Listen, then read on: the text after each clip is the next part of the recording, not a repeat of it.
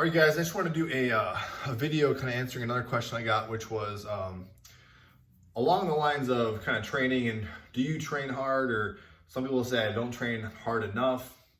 And this is something I've had a conversation with students and trainers many times over. And I kind of even thought about it today when I was at the gym and I saw someone else just kind of like working with a trainer, and the trainer was pushing the client, doing all sorts of, I'm not saying it was bad, crazy stuff. It would be definitely worth it if the person enjoyed it, but the person didn't look like they were enjoying it.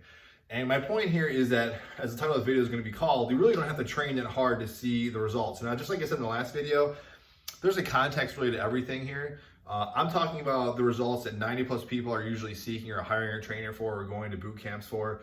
And that's usually either gain weight or gain muscle mass or gain muscle or lean muscle, lose weight or improve energy levels, improve flexibility, all those types of things. In my opinion, you do not have to work hard. You don't have to, and I should say working hard is relative, I'll get to that, but you don't have to have this crazy intensity that some of these people are working at.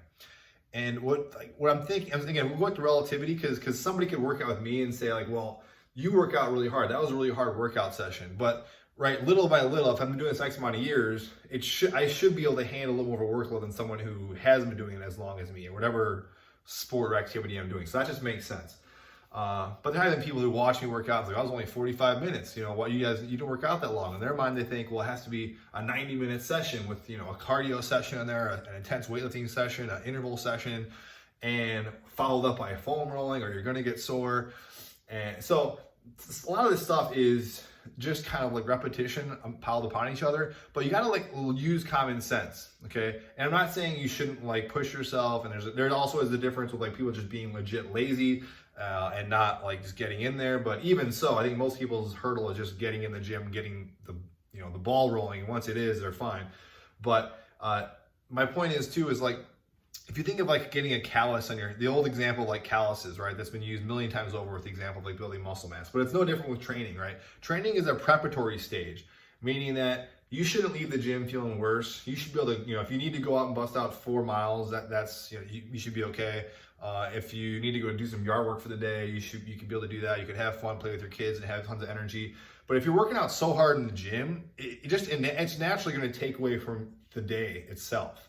Now, I'm not saying some people can't do this, but just by design, you're not meant to push yourself to the limit, to the red line every single workout where you're just huffing and puffing, just dying. Okay, that just doesn't make any sense. Either you're going to get an injury, the immune system's going to fight back, something's going to fight back, or you're not going to gain as much muscle as you want to. Your weight loss might stall because your body's in this kind of stress response. It's a hard time essentially letting go of loose pounds. It thinks it's in this caloric deficit, energy deficit. It gets really efficient with calories. That's a whole nother side little tangent.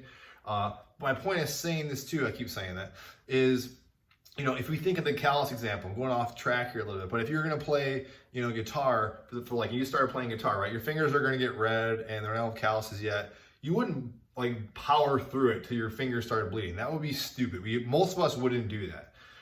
We would probably take a day off or something, a couple of days off. We would play it little by little. And most people learn guitar, right? Play a little by little, or any instrument, anything, right? They play it little by little, but they do it consistently, and that's what made them, good. And the same with your body adapting to muscle mass or cardiovascular activity, even stretching and flexibility. It doesn't make any sense. You have to push hard, but that's really a psychological thing, I think, for most people. Either for the trainer and the client thinks I have to get hard workouts, I have to get worked really hard. And the bigger part of this, not to get too kind of philosophical down a rabbit hole, is why are you even working out in the first place? Right? If your goal is to get, lose weight, build muscle, whatever, you want to do so in the most efficient way possible. We don't want to waste energy. And I know most people's minds, they think, well, that's a good thing to waste energy because I can, use that to, if I waste energy, I'm essentially burning more energy, right? That's not how the body works. That's not how you should think about the body works. When you waste energy in the gym, it's going to take away from life. Why are we, and this is the biggest, simple example I can give, why are you working out in the first place? It's to improve functionality and energy in real life, right? That's why we are training, right? We're not training to beat ourselves up so that we lose function and functionality outside of the gym, right? Now, it's different if you have competition and you're prepping for something, then yeah, maybe you got to do some things that maybe you don't necessarily want to do, but it's tailored a certain way that we can prep for it. That's one other thing. So that's kind of my point. Some people might who are watching this might totally agree with what I'm saying. Some people might look at this and think I'm like a heretic. You really shouldn't, because it's pretty much, it's some common sense here.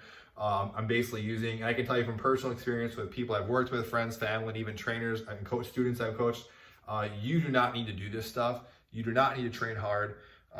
You should have fun with training. That's really important. If you are training really hard and intense, 9 times out of 10, I can't say this for everybody, you probably are going to taper off. You're not going to keep up with it. You'll do something else. You'll never get injured. You go back into it. But for the general population, and going back to the beginning of the video, that 90+% of people, we want them to stick with it and keep going at it. We want them to have fun with it and make it enjoyable. And you do that by making it something that's a daily routine, not a daily struggle that you have to do every single day.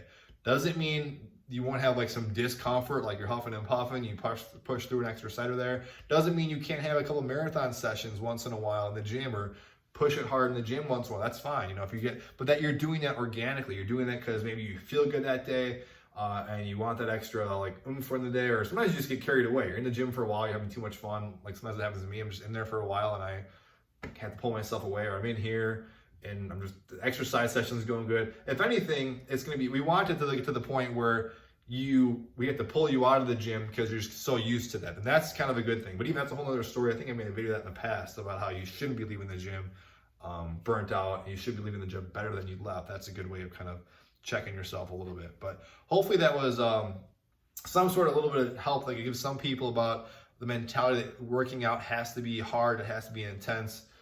It doesn't. So if you have any questions or comments, let me know. You put an email down below. You guys email me those questions or put it in the comments.